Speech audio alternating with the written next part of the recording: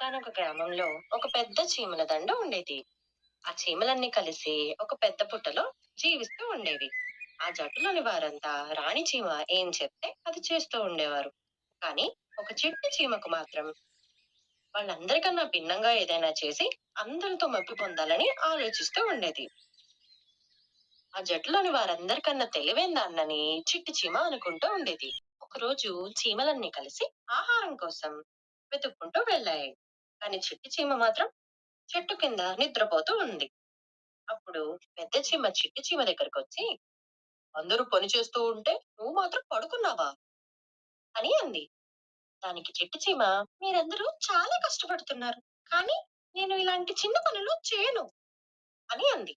దానికి పెద్ద చీమ, నువ్వేం చేద్దాం అనుకుంటున్నావు అని అడిగింది. దానికి చిట్టి చీమ, నేను మీరెవ్వరూ చేయలేని పనిని చేస్తాను.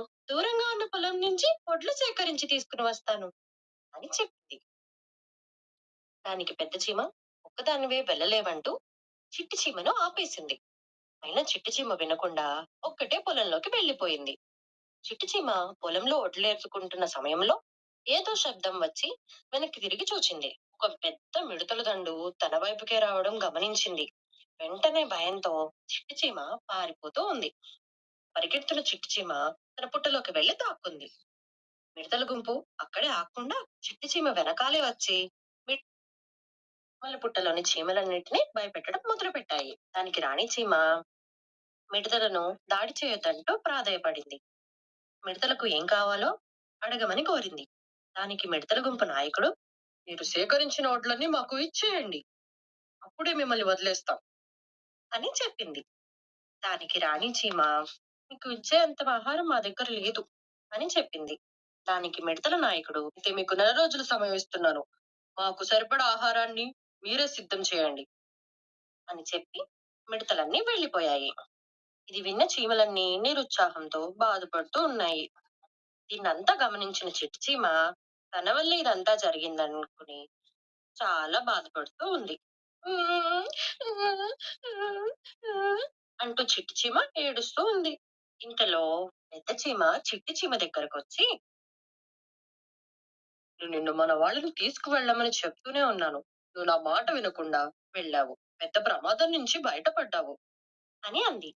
దానికి చిట్టి చీమ ఏడుస్తూ, నా వల్ల ఇప్పుడు మన వాళ్ళందరూ కష్టపడాలి, వాళ్ళు ఆహారాన్ని మొత్తం సేకరించాలి, అంత ఆహారాన్ని ఎక్కడి నుంచి సేకరిస్తాం అని బాధపడుతూ ఉంది. దానికి పెద్ద చీమ, నువ్వొక్కడివే పని చేయాలనుకుంటే అది చాలా కష్టం, కానీ మనమందరం కలిసి ఆ పని చేయాలనుకుంటే ఆ పనిని మనం పూర్తి చేయగలం అని చెప్పింది. దానికి చిట్టి చీమ ధైర్యం తెచ్చుకొని అందరితో కలిసి స్నేహంగా ఉండి పని పూర్తి చేస్తేనే పని పూర్తవుతుందని అర్థం చేసుకుంది.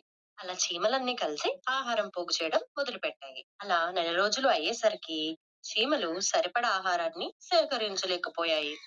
అప్పుడు రాణి చీమ, మనం ఇప్పుడు ఏం చేయాలి, వాళ్ళకి ఏం ఆహారం ఇవ్వాలి, మనకే ఆహారం సరిపోవడం లేదు అని బాధపడుతూ ఉంది.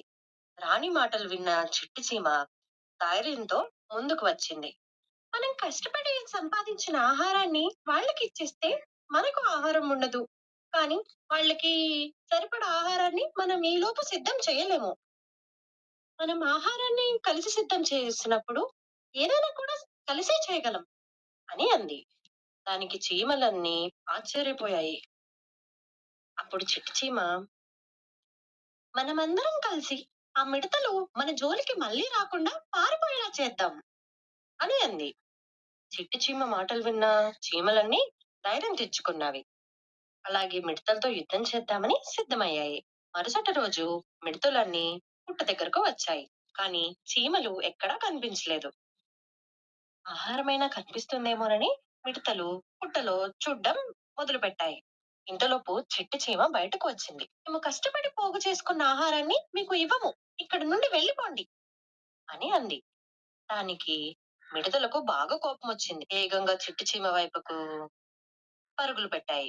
అంతా చూసిన మిగతా చీమలు అన్నీ ఒక్కసారిగా మిడతల మీద పడి వాటిని భయపెట్టి తరిమేశాయి. అందరూ కలిసి వారి ఆహారాన్ని కాపాడుకున్నాయి. వాటికి ధైర్యం ఇచ్చినందుకు చిట్టి చీమను అందరూ మెచ్చుకున్నారు. అప్పుడు చిట్టి చీమకు అర్థమైంది. ఇతరులకు సహాయం చేయడమే తనలో ఉన్న ప్రత్యేకతని. అలాగే అందరూ ఉండాలని, అలాగే వాళ్ళందరూ ఒకటిగా ఉండాలని, ఒకరికొకరు సాయం చేసుకోవాలని చిట్టి చీమకు అర్థమైంది. ఆ రోజు నుంచి చీమలన్నీ కలిసి ఒకరికొకருக்கு సహాయం చేసుకుంటూ ఆనందంగా గడిపాయి. ఈ వీడియో మీకు నచ్చినట్లయితే లైక్ చేయండి, షేర్ చేయండి అండ్ మా ఛానల్‌ని సబ్స్క్రైబ్ చేసుకోండి. Thanks for watching.